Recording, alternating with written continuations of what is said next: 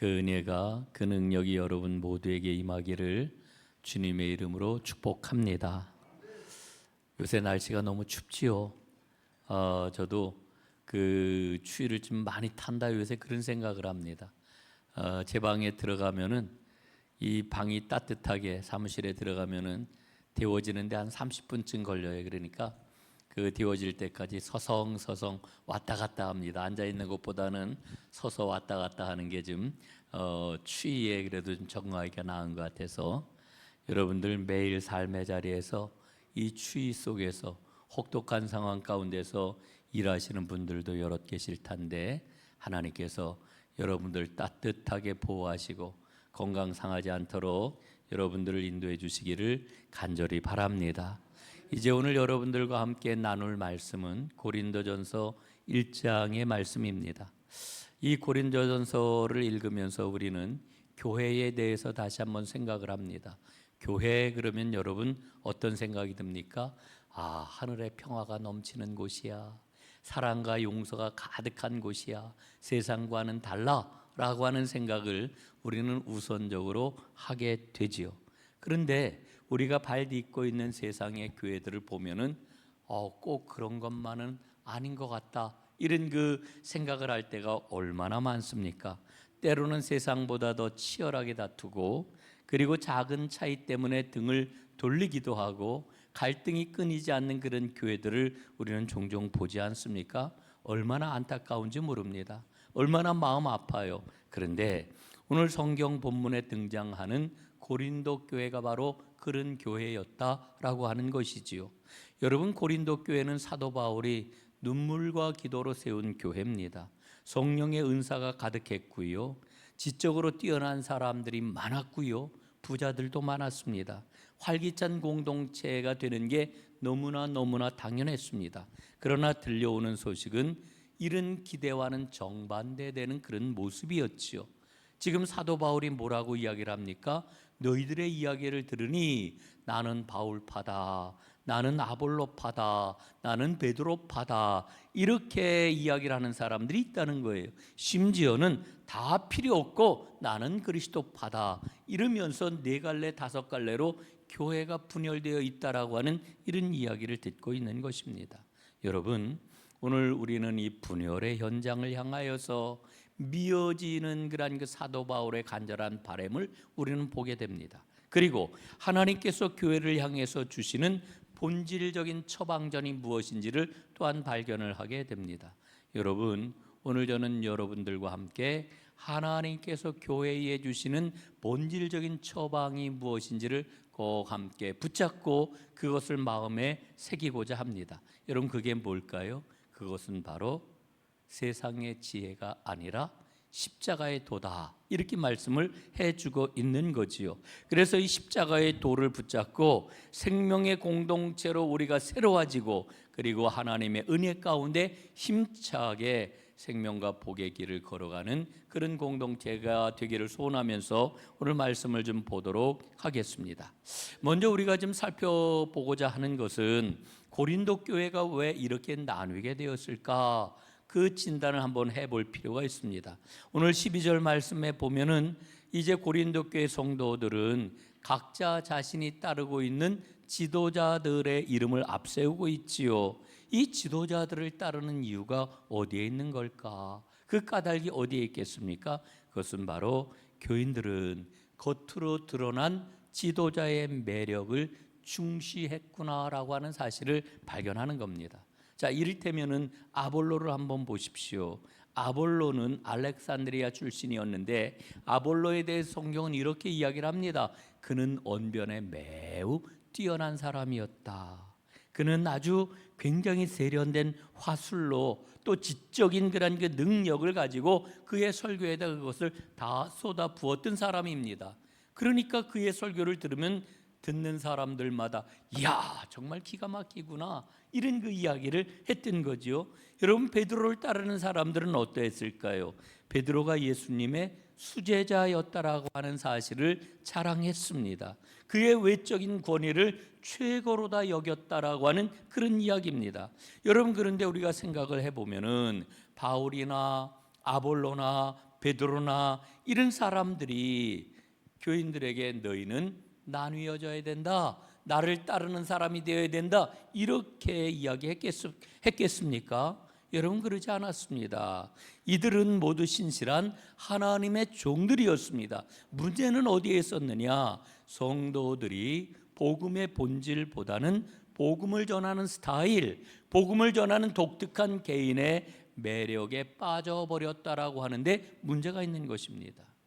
여러분, 오늘 본문 17절 말씀에 보면은 바울이 뭐라고 표현을 해요? 복음을 전할 때 내가 말의 지혜로 하지 않았다, 이렇게 이야기를 합니다. 여러분, 당시 고린도는 철학이 넘치는 도시였습니다. 굉장히 부유한 도시였기도 하고요, 이 철학의 도시라고 이렇게 이야기할 수가 있었습니다.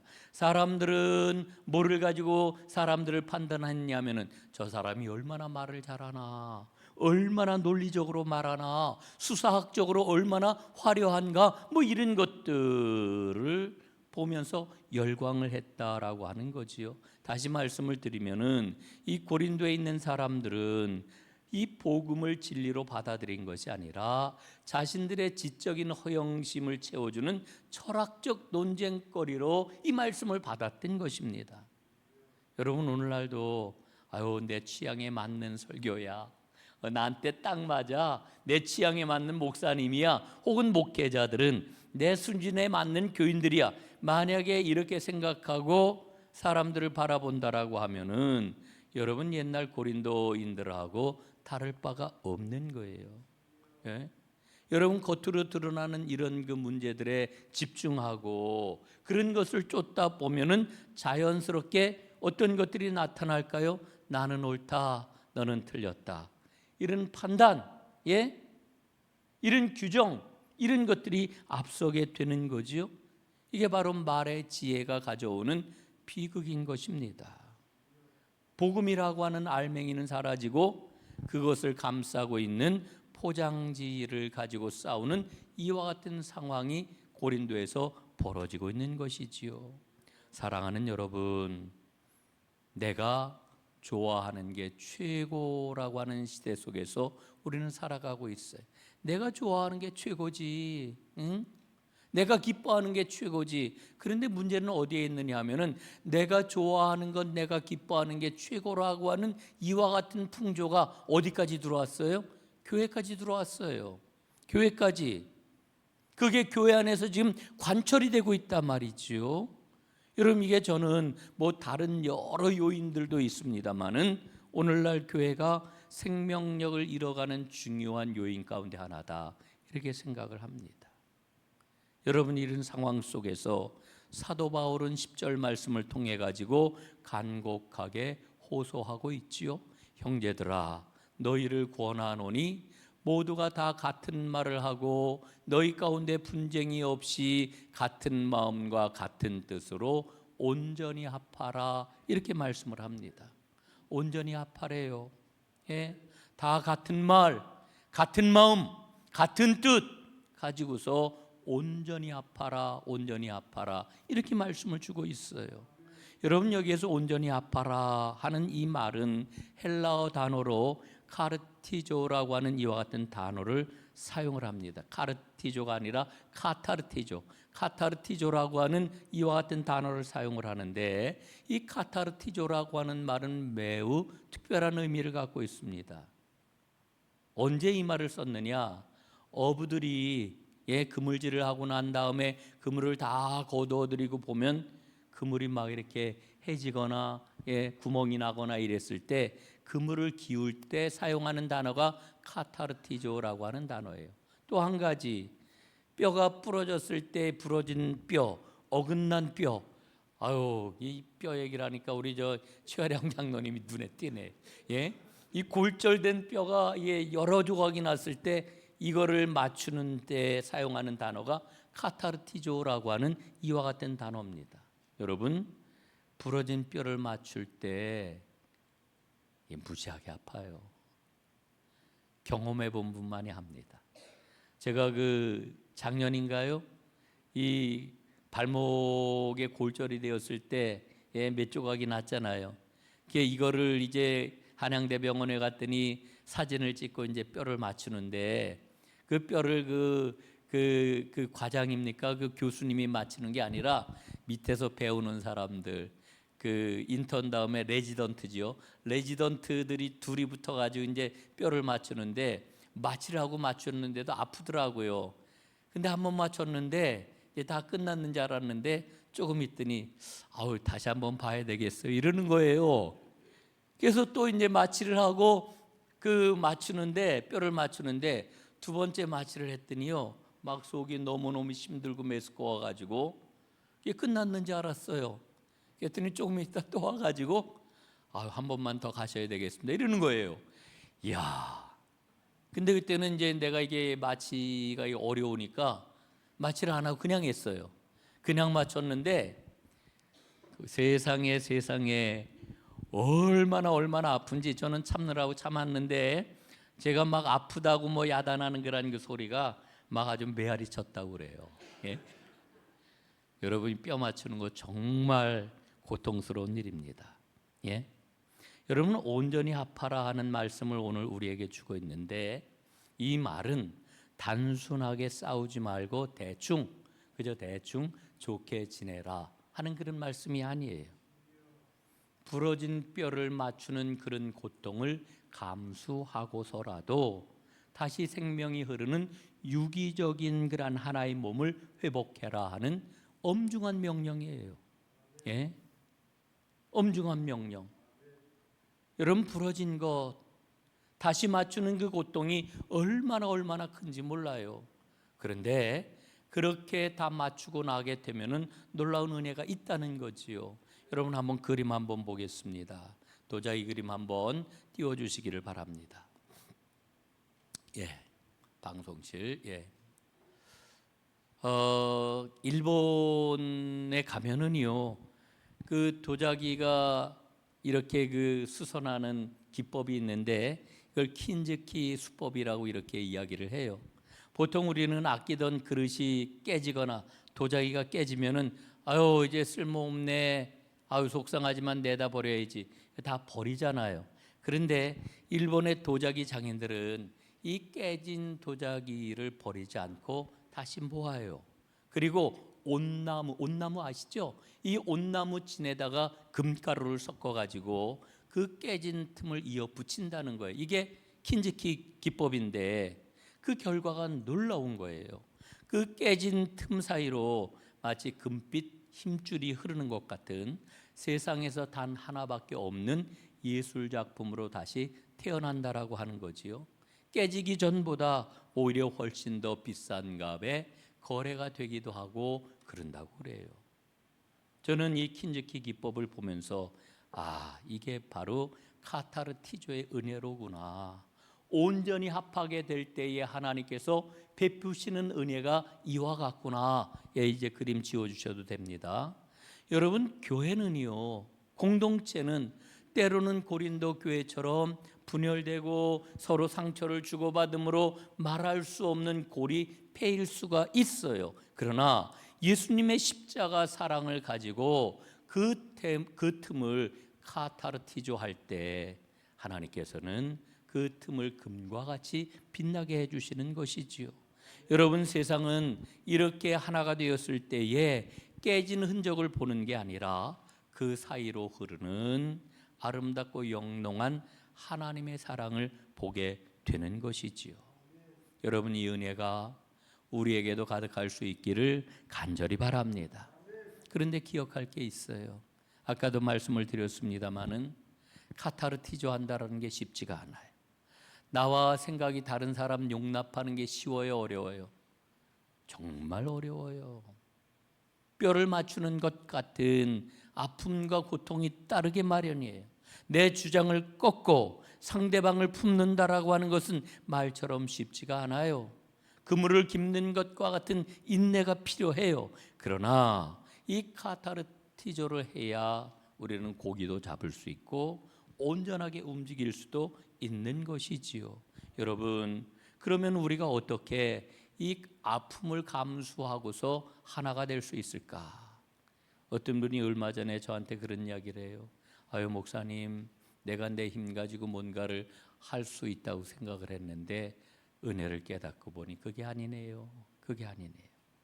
여러분, 우리는 우리가 인격을 닦으면, 우리가 도덕적으로 수양을 하면, 내가 좀 더 많이 참아주면, 그러면은 내가 훌륭해지면은 이 일이 될 수 있을 거라고 이렇게 생각을 해요. 그런데 사도 바울은 오늘 우리에게 뭐라고 말씀을 하느냐 하면은 아니라는 거예요. 나의 인격이나 나의 능력이나 나의 훌륭함을 가지고 이 일을 이룰 수 있는 게 아니라는 거예요. 우리의 힘 가지고는 불가능하다는 거예요. 우리에게 유일한 길이 있는데, 우리에게 유일한 능력이 있는데 그 능력이 뭐냐? 오늘 18절에 이렇게 우리에게 말씀해 주고 있죠. 너무너무 귀한 말씀이에요. 우리 한번 함께 읽어보겠습니다. 시작. 십자가의 도가 멸망하는 자들에게는 미련한 것이요 구원을 받는 우리에게는 하나님의 능력이라. 아멘.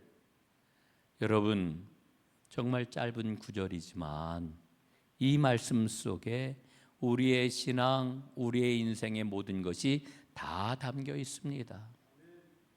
여러분 한번 보세요. 사람들은 어떻게 세상을 분류하냐면 두 종류의 사람이 있다 이렇게 분류를 해요. 가난한 사람이 있고, 부자인 사람이 있고, 배운 사람이 있고 못 배운 사람이 있고, 성공한 사람이 있고 실패한 사람이 있고, 높은 사람이 있고 낮은 사람이 있고. 여러분, 세상은 이렇게 쉽게 사람들을 나누어요.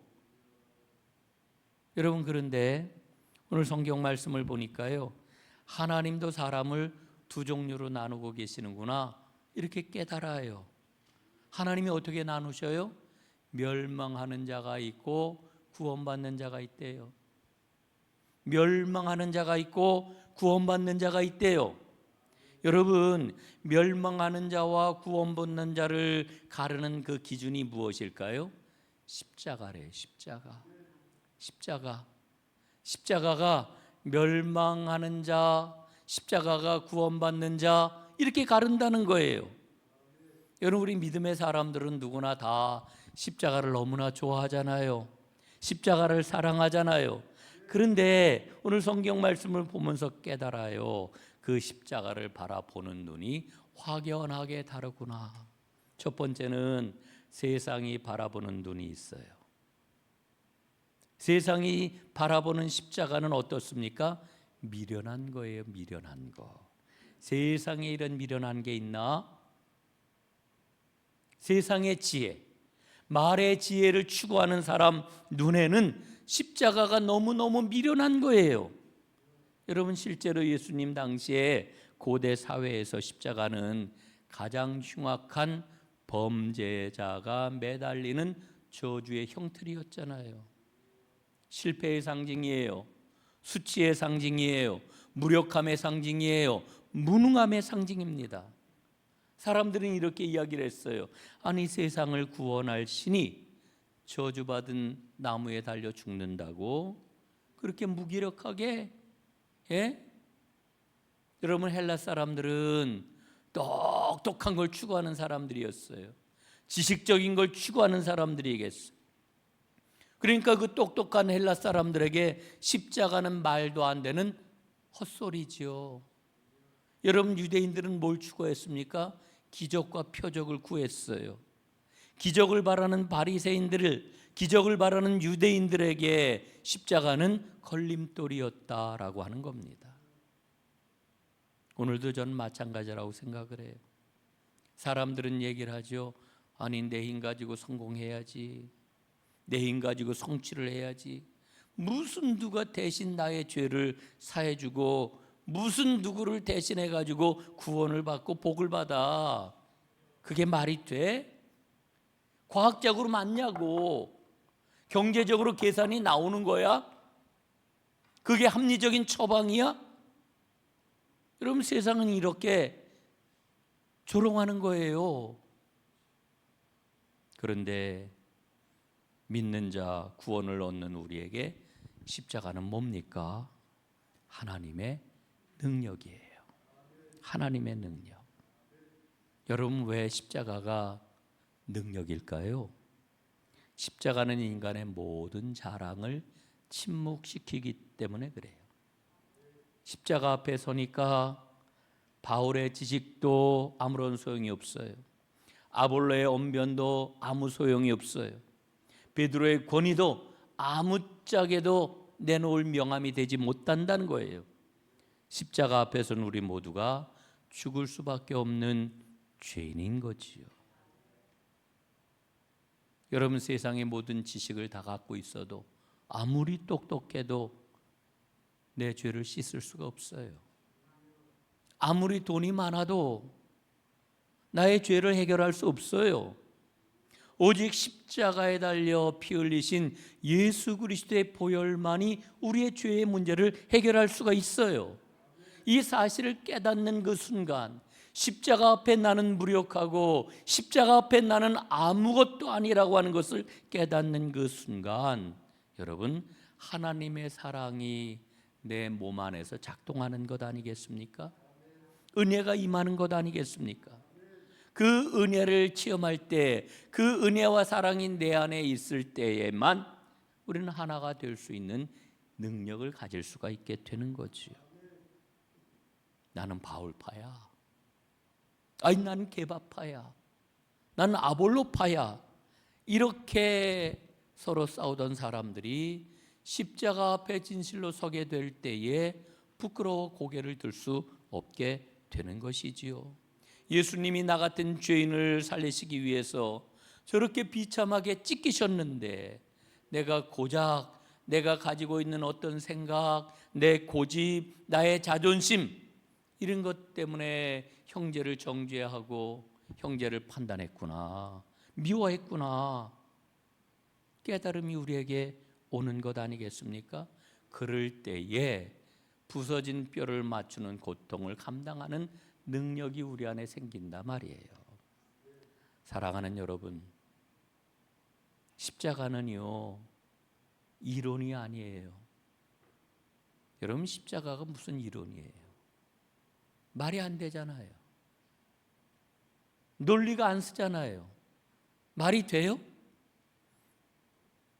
창조주이신 하나님이 피조물이 되어 이 땅에 내려오셨다는 게 말이 돼요? 논리적으로 설명이 돼요? 합리적이에요? 그분이 십자가에 달려 죽으셨다는 게 여러분 말이 되는 일이에요? 말이 안 돼요. 예?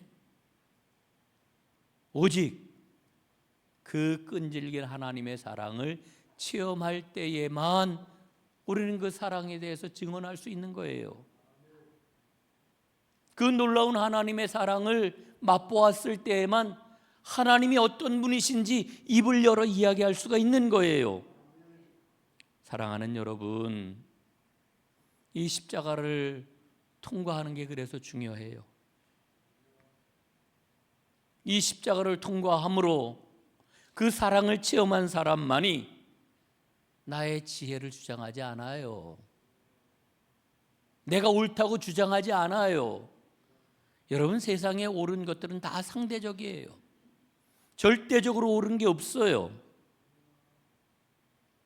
가장 큰 지혜라고 말할 수 있는 게 아무것도 없어요. 하나님의 십자가 그 지혜, 하나님의 지혜와 그 능력 앞에 우리가 가지고 있는 옳음과 지혜와 능력이라고 하는 건 다 무력화되거나 상대적일 수밖에 없는 거지요. 그래서 십자가를 통과하는 게 너무너무 중요해요.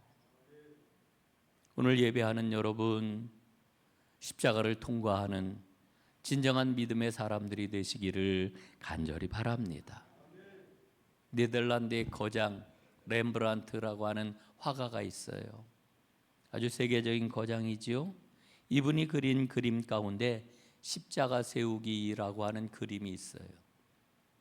여러분 잘 보이시는지 모르겠는데 좀 어두워서, 이 그림이 어떤 그림이냐 하면은 예수님이 십자가에 못 박히시고 이제 십자가가 세워지는 그런 장면을 묘사한 그림이에요. 여러분, 예수님이 처음에는 십자가가 바닥에 놓여 있고, 그리고 거기에 예수님을 눕히고 손과 발에 못을 박았단 말이에요. 그런 다음에 십자가를 이제 세우는 거예요. 예? 십자가를 수직으로 세우는 거지요. 이 그림이 바로 뭐냐 하면은 십자가를 세우는 그런 그림이에요.